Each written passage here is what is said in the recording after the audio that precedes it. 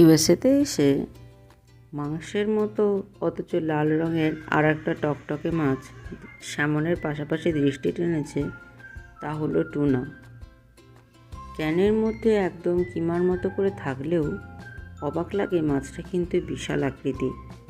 যদিও পুরো ইউএসএ এবং আরও বিভিন্ন পৃথিবীতে জায়গাতে বিভিন্ন ধরনের টুনা মাছ পাওয়া যায়, তবে টুনা কিন্তু বিশাল আকৃতিরই মাছ। এই মাছটি খেতে সুস্বাদু হয় এবং এর বিভিন্ন প্রকারভেদ রয়েছে। এই লাল রঙের মাংস বিভিন্ন শরীরের অংশ কেটে প্রসেস করে ক্যানের মধ্যে সাধারণত রাখা হয়। প্রকারভেদ অনুসারে টুনাকে কখনো কখনো তেলের মধ্যে আবার জলের মধ্যে দুভাবেই সংরক্ষণ করা হয়। মাছটি খেতে সুস্বাদু, আমার বেশ ভালোই লেগেছে খেয়ে।